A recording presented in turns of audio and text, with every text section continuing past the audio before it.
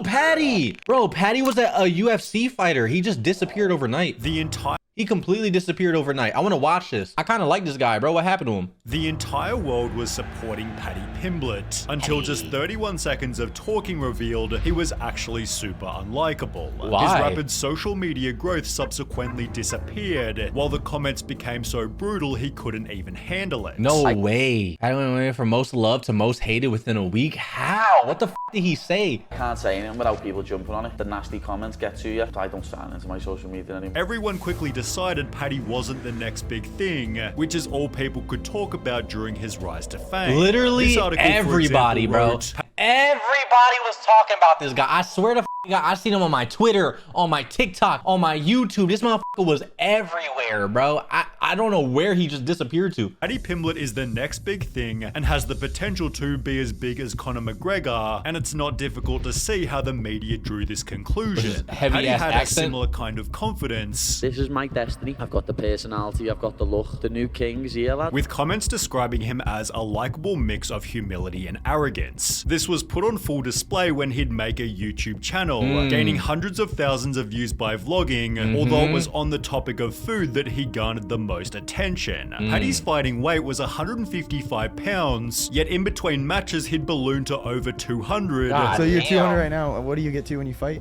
I weigh in at 155. Look at how big this is, dude. That is insane, chat. Cutting that much weight is probably so unhealthy for your body, dude. Or maybe, I guess, healthy. I'm not sure, dude.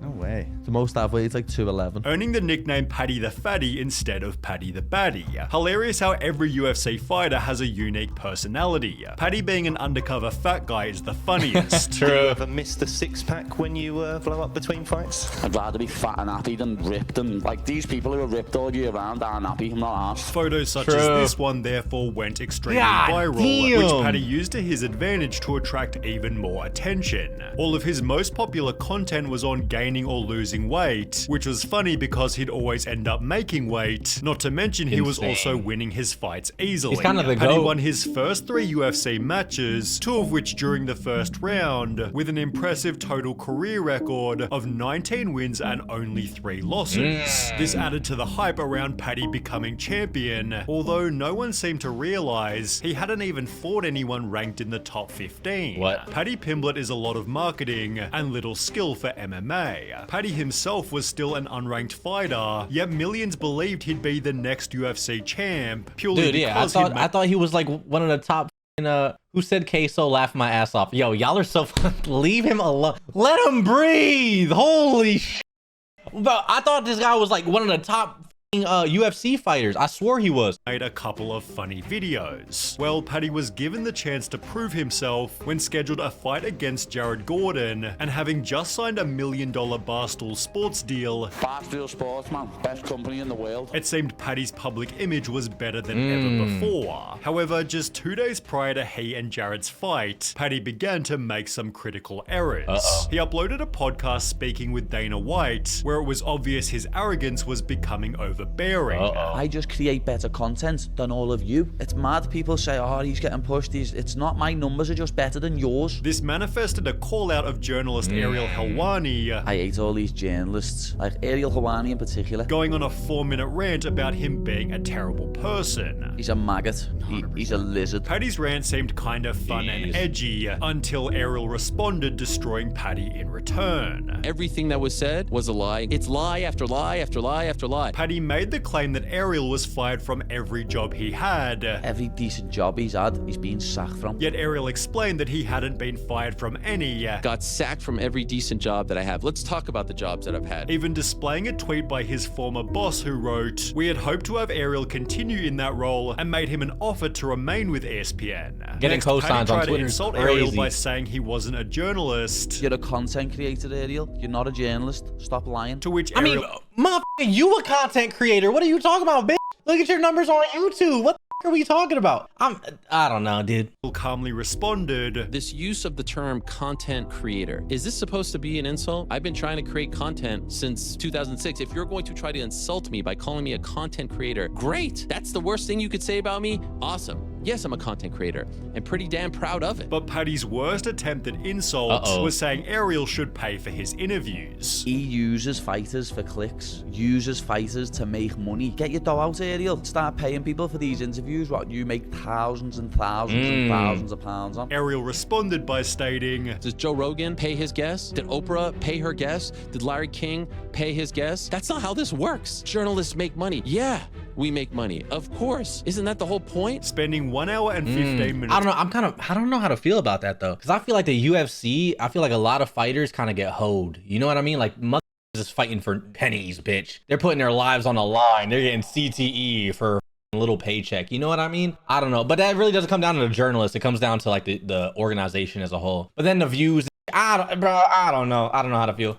Total dismantling all of Paddy's arguments. Ariel came with all the evidence like a lawyer. Outstanding performance. This is how you absolutely obliterate someone. No smack talk, just facts. Ariel's video gained 29,000 likes and only 900 dislikes, while Paddy's initial call out received a much less favorable ratio, as well as comments such as, lost all respect for Paddy, throwing Ariel under the bus just to get brownie points from Dana. Paddy crying that Ariel makes money off fighters while sitting across from Dana was the most hilarious thing. Who would have thought Paddy's biggest knockout loss would come at the hands of Ariel Helwani, weakening Paddy's image before his biggest fight so far. Damn. Paddy waltzed into the match as confident as ever, with the audience expecting he'd beat Jared Gordon easily, although this isn't what would happen. Paddy spent the entire fight eating punch after punch from Jared, and by the end it seemed obvious that Jared Gordon had won.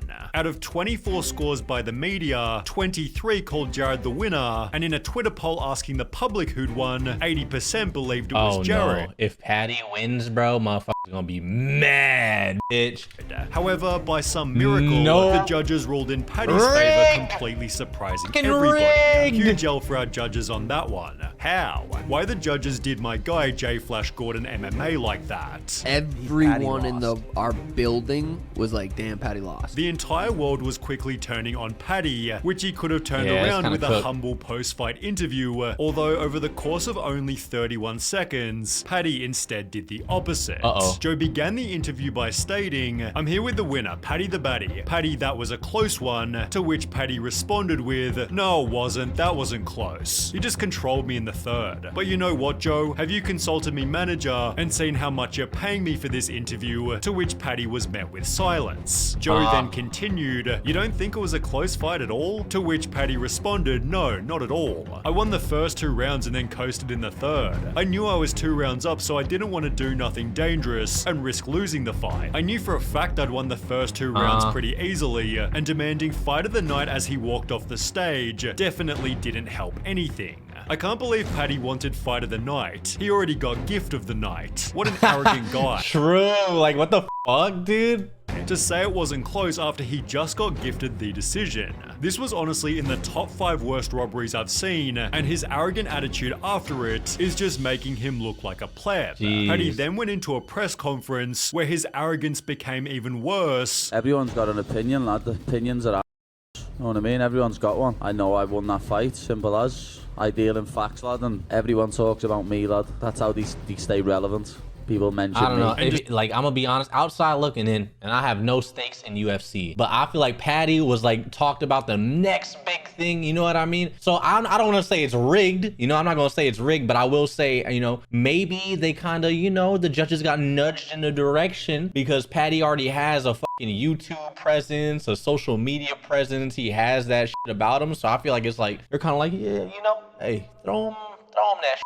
You know, we got to keep our breadwinner coming. Despite Jared Gordon himself tweeting, I was robbed and everyone knows it, Paddy still went into more interviews refusing to show humility. The other person won. You don't see that at all from any others. No. The other problem was that people had realized Paddy wasn't as skilled as they thought. There was a real belief after that fight, okay, Paddy's not as good as we thought he was. Now sure, he could easily knock me out in under 3 seconds, but talks of him being champion were still a couple of years too early. Paddy looked like a journeyman. He's clearly not ready for the top 15. I could care less if I ever see him in a fight again. Damn. And apparently neither did the rest of Paddy's fans, as he began to lose thousands of followers per month.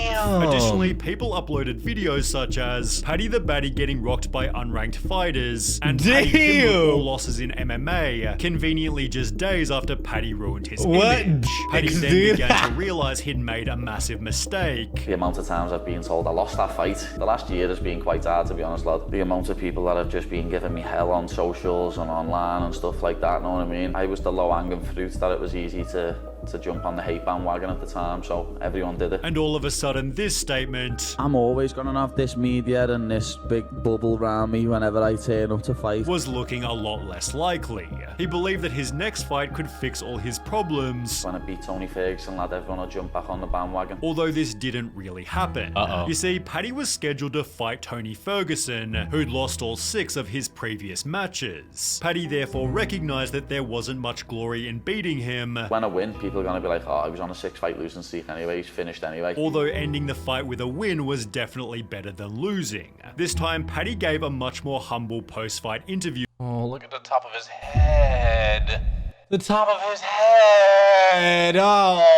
Oh, Paddy, why? He's one of the toughest men out there. Hats off to him. He's an absolute legend. Leading to comments such as officially off the Paddy hate train. Couldn't help to notice how determined he was, and humility goes a long way. Now, welcome to the UFC, Paddy. He'd therefore gained back 300,000 followers, although it didn't restart the hype train like Paddy might have wanted. Others have suggested it feels like the spark has completely left him, although at the age of 29, he still has plenty of time to prove himself, albeit now with a much more grounded perspective. Probably never answer questions again in a post-fight interview about the actual fight until I've watched it back. In my own head, I'd done well in that fight, and then I watched it back, and it's a completely different fight to what I had in my head.